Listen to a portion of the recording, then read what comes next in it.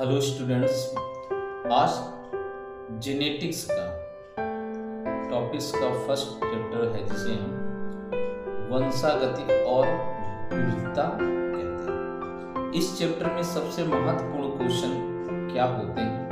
पहला तो है मेंडल्स के 3 लॉ, प्रभाविता अप्रभाविता, पृथक्करण का सिद्धांत या शुद्धता का सिद्धांत या स्वतंत्र अवयव का सिद्धांत।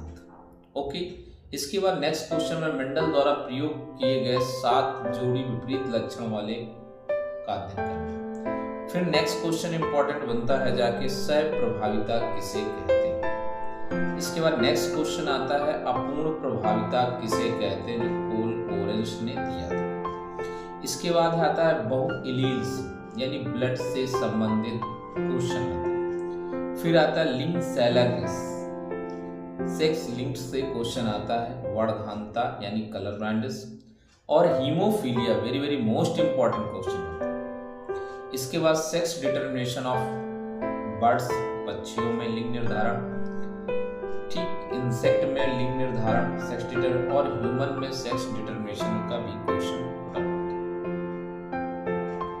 इसके बाद नेक्स्ट क्वेश्चन इंपॉर्टेंट होता है जिसमें हमारे क्रोमोसोम गुणसूत्र कम या अधिकता के कारण सिंड्रोम उत्पन्न होते हैं। ये सिंड्रोम 2 प्रकार के होते हैं, एक समजात गुणसूत्र सिंड्रोम होता है, दूसरा लिंग गुणसूत्र में कमी अधिकता सिंड्रोम। जिसमें पहला दे रखा है समजात गुणसूत्र में क्या होते हैं, डाउन सिंड्रोम है, एडवर्ड सिंड्रोम है और पार्टू सिंड्रोम है, क्राइड्यू-चैट सिंड्रोम है।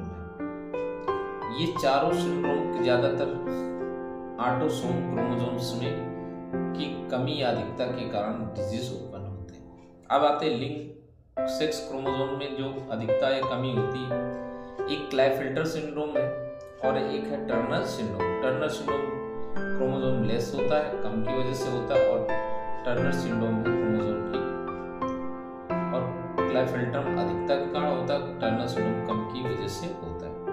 इसके अतिरिक्त कुछ मेटाबॉलिक डिजीज ह्यूमन में होती है, जैसे सिकल सेल एनीमिया है, इसके बाद फिनाइलकीटोनुरिया है, एल्पेक्टिनुरिया है।